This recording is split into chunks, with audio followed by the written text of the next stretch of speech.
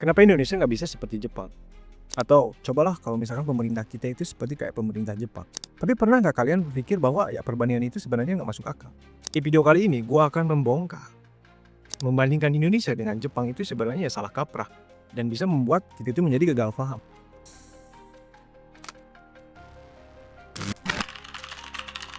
Gue bikin video ini karena ya hasil dari 2 video gue yang sebelumnya yang membahas tentang realita Jepang dan apakah masih worth it untuk bekerja di Jepang. Sebenarnya fokus gue itu udah jelas untuk memberikan gambaran kepada teman-teman atau orang-orang yang mau gitu, atau baru niat untuk bekerja ke luar negeri. Tapi malah banyak yang membanding-bandingkan pekerjaan di Indonesia dengan di Jepang. Gue heran gitu, kenapa ya?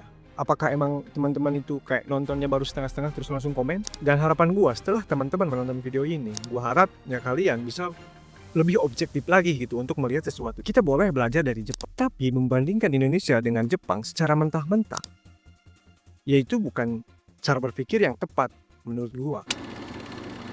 Kenapa Jepang lebih maju? Ya jawabannya ada di sejarah. Simpelnya aja ya, Jepang sebelum 1945 itu udah 2 kali mengalami yang namanya Perang Dunia. Sedangkan Jepang 1945 itu baru aja merdeka dari penjajahan. Dan Jepang sendiri pun yang menjajah Indonesia. Lalu setelah perang, Jepang juga mendapatkan bantuan yang sangat besar dari Amerika Serikat untuk membangun negaranya kembali, membangun infrastruktur, teknologi, dan bahkan sampai sistem pendidikan mereka pun mendapat ya dukungan penuh. Sedangkan Indonesia, dia harus membangun negaranya sendiri dari nol dengan sumber daya yang terbatas, tantangan yang lebih besar seperti keberagaman budaya, politik yang belum stabil, dan ekonomi yang baru saja merangkak dari nol. Jadi kalau ada yang bilang kenapa Indonesia nggak bisa seperti Jepang, ya jawabannya simple. Jepang itu start lebih dulu dan mendapatkan bantuan yang sangat besar dari Amerika. Sedangkan Indonesia, ya dia harus berjuang dari awal sendiri.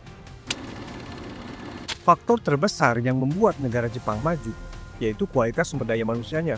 Banyak yang membandingkan lowongan pekerjaan Indonesia dengan Jepang. Dan itu sudah menjadi high topic gitu untuk orang-orang yang selalu membicarakan Jepang dengan Indonesia.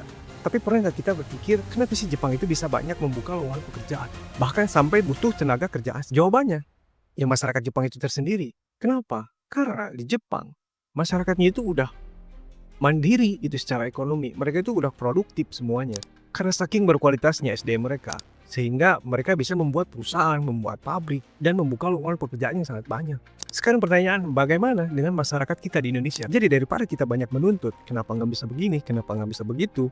Coba kita tanya ke diri kita sendiri, apa yang bisa kita lakukan untuk masyarakat dan negara? Apakah kita itu sudah menjadi SDM yang berkualitas?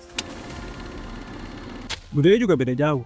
Di Jepang ada filosofi jiri atau ya usaha sendiri. Artinya mereka bertanggung jawab penuh atas dirinya sendiri, tanpa harus bergantung kepada pemerintah atau orang lain. Sementara di Indonesia itu mempunyai budaya gotong royong, yaitu budaya saling membantu. Ini bukan berarti kita malas, kita nggak mandiri, tapi emang cara pandangnya itu emang berbeda. Di Jepang, kalau kita banyak bergantung kepada orang lain, ya kita bakal dianggap sebagai orang yang sangat lemah.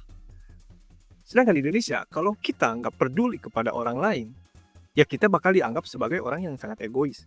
Beda budaya, beda juga cara pandang hidup. Bukan pada soal yang terbaik, tapi ini bagaimana caranya kita supaya bisa mengambil yang terbaik dari keduanya. Dari Jepang kita bisa belajar tentang kedisiplinan dan kemandirian. Dan dari Indonesia kita bisa tetap menjaga nilai gotong royong dan tetap saling peduli.